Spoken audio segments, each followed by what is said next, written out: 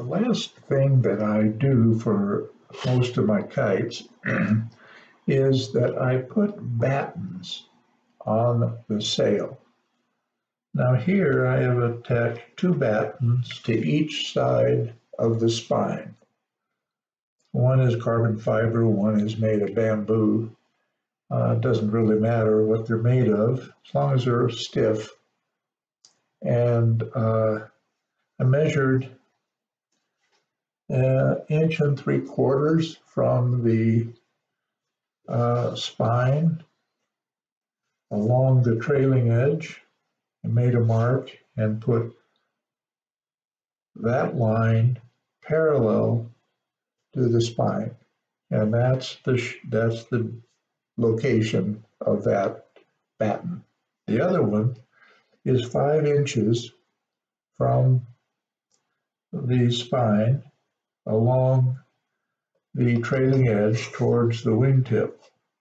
And that one I aim at the cross point of the bow and the spine, so that this is the line, the angle that it's at. And I do that on both sides. And the reason,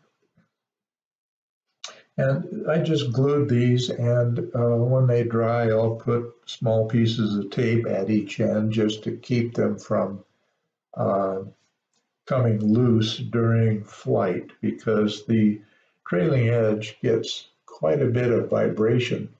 And what these battens do is minimize that vibration and make the kite's flight smoother.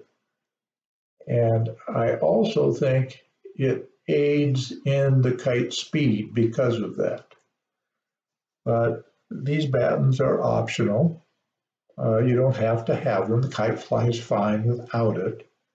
But it flies a little differently, and I like it much better with battens. And you could use just one. And if you did, I'd put it about here, 5 inches out. Or if the kite is smaller that you're making, just make it proportionately a little bit shorter distance from the spine. And you could use two.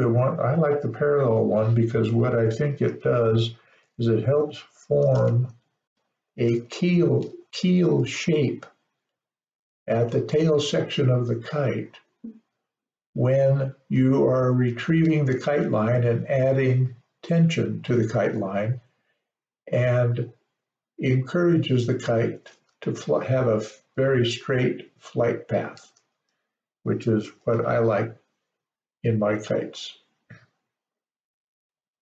So that completes my kite. It's ready to go. I'll put a few pieces of tape at the ends of these battens, but otherwise it is ready for me to enjoy.